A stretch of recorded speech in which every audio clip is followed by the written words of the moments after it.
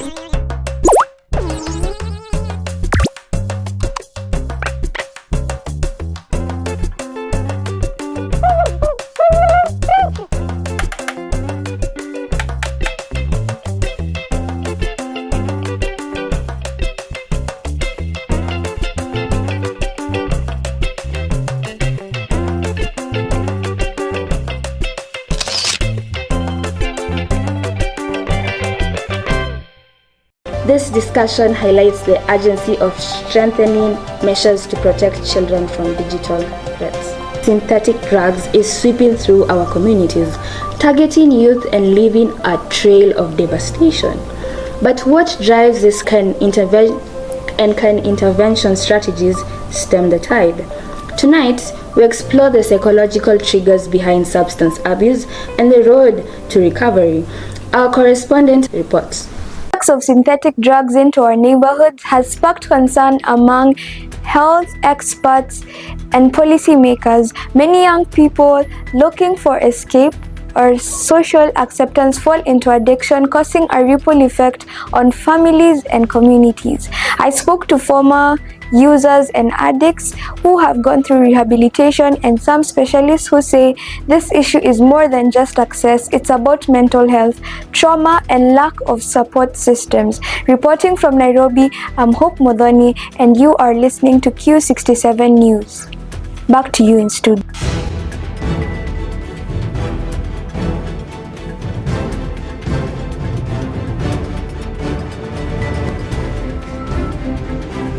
To help us understand the psychological factors behind substance abuse and the long road to recovery, we speak to Chimbundi, a psychologist.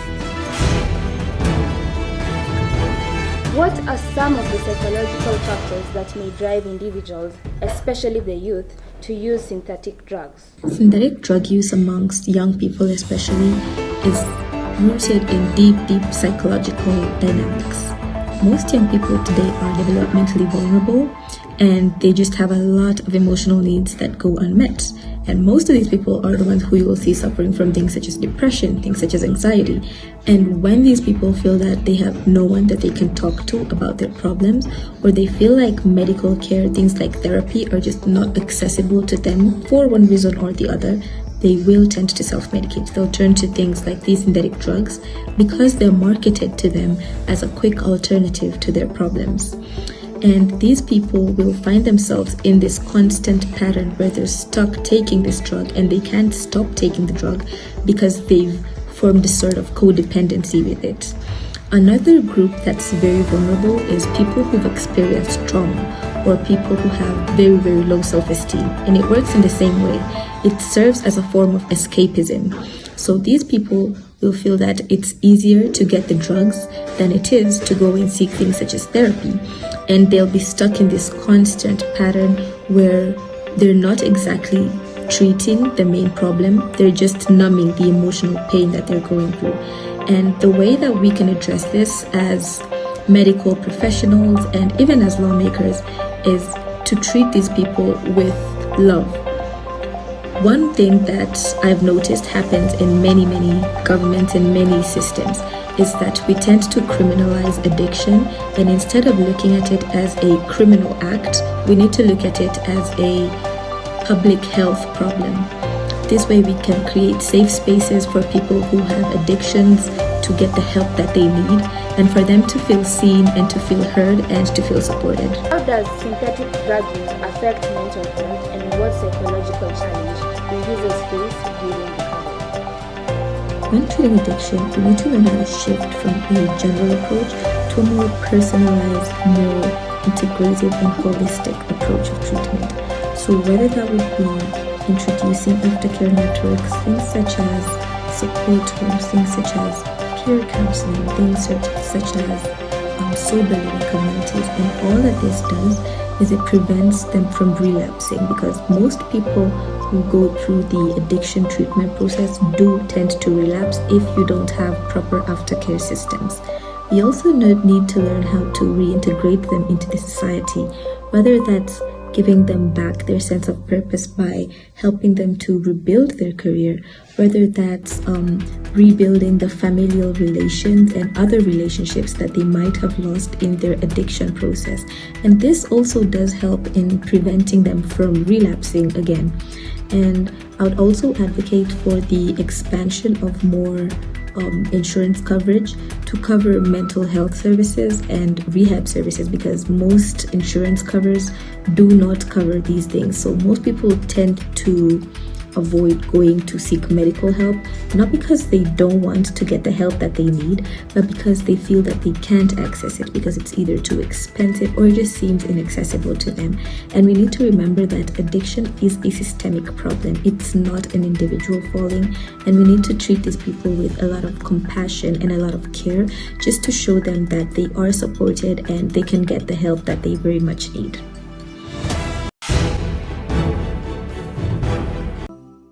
As of 2021, more than 36 million people worldwide were estimated to be experiencing substance abuse disorder.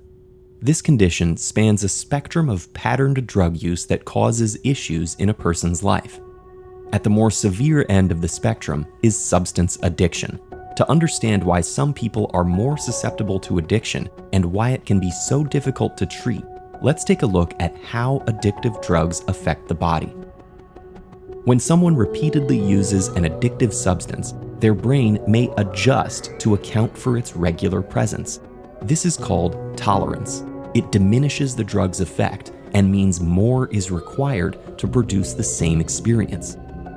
Alcohol, for instance, increases the transmission of chemical messengers like endorphin and GABA, which promote sensations of pleasure and calmness. When someone uses alcohol frequently, their brain will adapt to its presence. So when they don't use it, their brain receives fewer signals from those pleasure and calm-inducing neurotransmitters, which impacts their energy and mood. In addition to the unique effects each addictive substance has, all of them alter the release of dopamine in a brain region called the nucleus accumbens. This area is part of the brain's reward pathway, which is sensitive to experiences that give us pleasure and drives us to repeatedly seek them out. The reward pathway is essential to our well-being, but addictive substances also exploit it. When someone is repeatedly using a substance and their body has adapted to its presence, they may develop dependence, where the drug is necessary for them to function comfortably.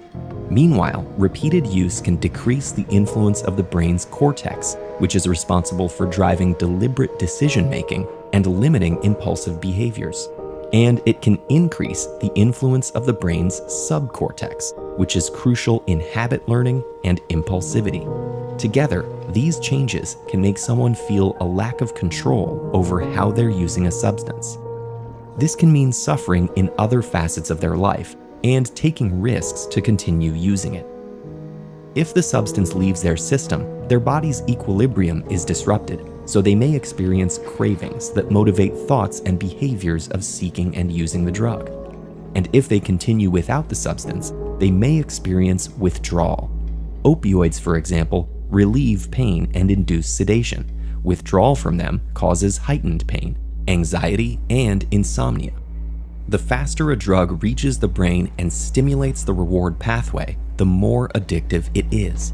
For example, heroin and morphine have similar effects, but heroin's chemical structure enhances its ability to penetrate the blood-brain barrier and bind to specific receptors. This makes it faster acting and more addictive than morphine.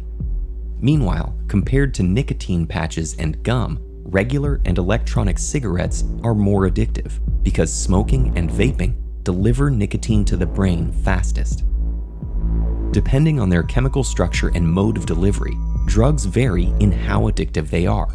But people also vary in how susceptible they are to substance use disorder.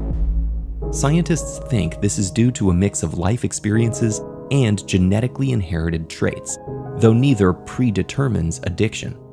Trauma and mental health conditions appear to make people more susceptible, and overall, using addictive substances before 18 is considered a strong risk factor. This is in part because the reward pathways of younger brains are especially sensitive. Many of the genetic factors at play remain unknown, but some genes do seem to track with certain substance use disorders. For example, specific genes increase the risk for nicotine addiction by making certain receptors more sensitive to nicotine and withdrawal from it more difficult. At the same time, some genes actually make people more resistant to substance use disorders, such as genes that slow the breakdown of alcohol, leading to unpleasant side effects that make people less interested in drinking. In fact, one drug that treats alcohol use disorder operates with this very mechanism. Detoxing from a substance the body has become dependent on can be extremely difficult, and in some cases, abruptly quitting can also be physically risky, so it isn't always advised. Beyond detoxing, quitting is often a long-term process. It's aided by treatment plans that prioritize addressing underlying conditions, developing new associations with experiences previously linked with drug use, and creating safe, supportive environments. Ultimately, both addiction and recovery are the results of a brain with an incredible ability to adapt from experience. If you're interested in Up after the break, we will dive into the state of press freedom in Kenya. We want to hear your thoughts. How do you feel about the state of press freedom in Kenya? Join the conversation on our social media pages and don't forget to use the hashtag Q67News.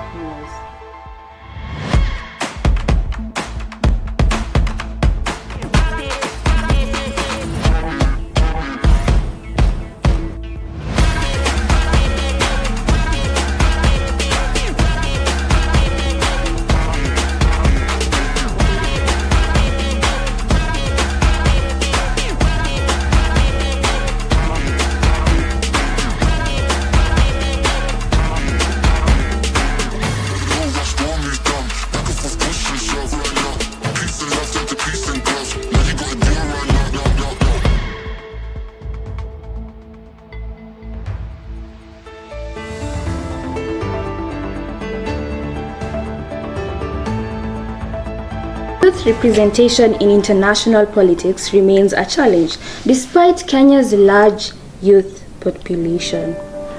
Why are young voices still struggling to be heard in? As social media changes the landscape of political engagement, youth representation in Africa remains a persistent challenge.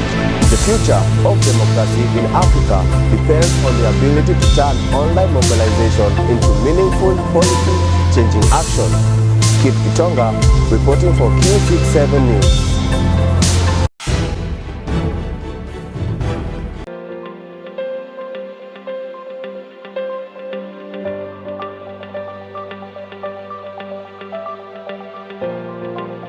It's clear. How do we harness the power of digital democracy without failing victims to its perils? To help us understand the role of digital democracy in youth engagement and political campaigns, we speak to a digital rights advocate. Young voices are still struggling to be heard internationally due to mix of structural and systematic and also strategic challenges. And some of the reason may be gatekeeping by global media and institution, because we see most of the global media or international media, they prioritize crises, conflicts, and narratives that fit existing stereotypes about Africa.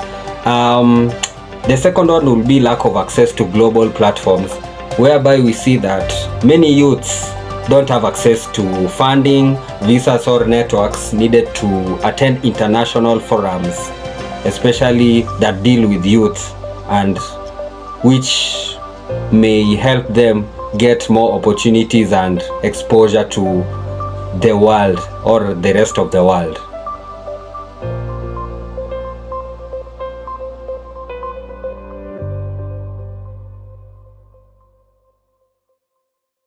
Africa, human rights violations continue to be concerns. Today we discuss the legal challenges facing lawyers who defend these rights. And we are joined by our correspondent reporting live with more on this.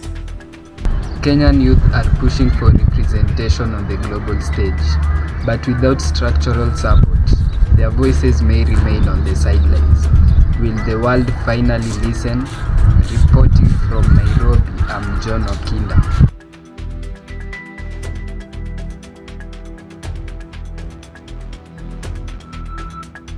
The question remains, how can the legal community ensure that human rights are not just promised but delivered? To understand the challenges facing human rights defenders, we speak with Luka Salu, a human rights lawyer and advocate for legal reforms in Africa. How do lawyers in Africa navigate the challenges of defending human rights in countries with underdeveloped legal systems? One is intimidation and threats from people in power, and especially where such people are the ones perpetrating the human rights violations. And secondly, lack of a clear legal framework that really protects and preserves the human rights of the people within those states. What role do lawyers' solutions play in advocating for human rights, and can they influence political change? One is civic education. Educating the public on their rights and how to challenge the authorities where those rights are violated. And secondly,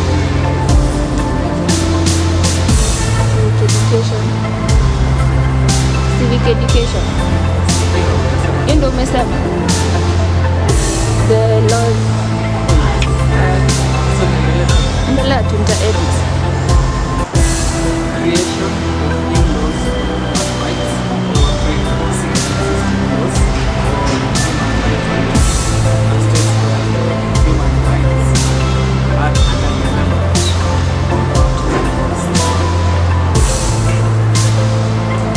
In your opinion, how can lawyers collaborate with international organizations and activists to promote human rights globally?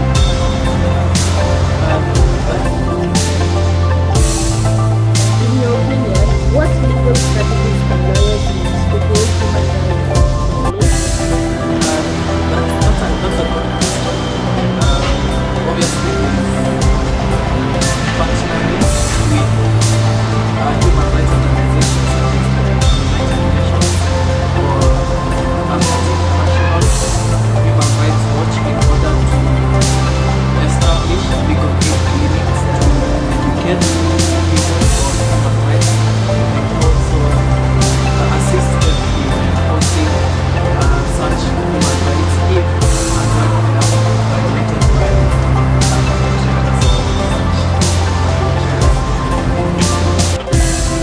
Fight for human rights is powerful, and the legal community plays a central role in ensuring these rights prevail. Tonight's discussion underlines the need for stronger legal frameworks and greater international recognition to protect defendants and state governments. Smile! People are watching. Nah, fine. Human rights. We're humans and we have rights. We all have human rights just by being born. That's right. Human rights are real as freedom, safety, and people themselves. They are the ground rules for how we should treat one another with dignity, respect, equality, and fairness. But how far back can we trace the origins of our human rights?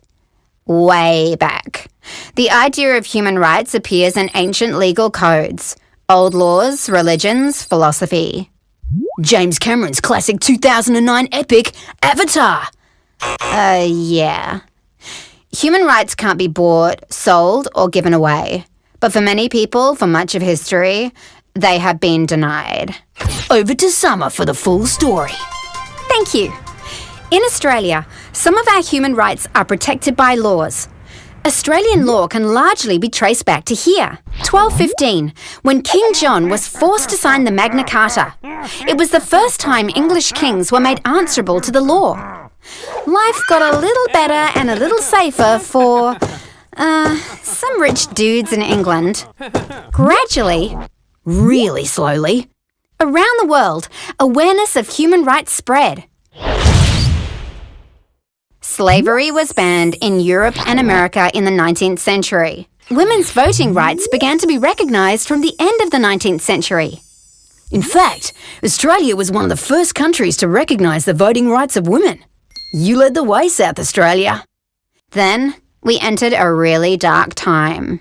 But, out of the horrors of World War I and the atrocities of World War II that targeted specific groups of people, the nations of the world united to recognise human rights globally in 3, 2, 1. The Universal Declaration of Human Rights. Australians played a key role in the writing of the Declaration. And, as a founding member of the United Nations, we were one of the countries that voted in favour of its adoption. Human rights, recognised globally as inalienable. Ooh. Nothing to do with aliens, but like everything to do with not being able to have your human rights taken away. Citizens demanded that governments keep their promises to uphold the rights they agreed to protect. Inspired by a similar campaign in the USA, Charles Perkins led the Freedom Ride through regional New South Wales to protest discrimination against Indigenous Australians. And during the 50s and 60s, Indigenous activists continued to fight for equal rights for all Aboriginal and Torres Strait Islander peoples. The 1967 referendum stripped discriminatory language out of parts of the Constitution. The government passed the Racial Discrimination Act in 1975, and the Northern Territory Aboriginal Land Rights Act was passed in 1976. In the 80s, the Australian Human Rights Commission was established. The Australian Human Rights Commission was established! And the Sex Discrimination Act was passed. Since then, discrimination against LGBTI people has been outlawed too. In 1990, Australia ratified the Convention on the Rights of the Child. Ratified. It means to make something officially valid. And that is rad. In 92, the Mabo decision recognised native title for the first time, and the Australian government passed the Disability Discrimination Act. In 2004, the Age Discrimination Act was introduced. In 2007, Australia signed on to the Convention on the Rights of Persons with Disabilities. And in 2009, Australia supported the United Nations Declaration on the Rights of Indigenous Peoples. That's epic. It's been an epic journey involving real people like you and me. The human rights we're born with come with a human responsibility. We have to respect each other's rights. We can't deny the rights of others just because they are different from us or have something we want. Even in Australia, with all its laws, there is more work to be done to ensure everyone's human rights are protected and respected. By respecting each other's rights and standing up for those whose rights are being denied. Because human rights are for everyone, everywhere, every day. So, thanks for listening to our speech. Yay! That was fantastic!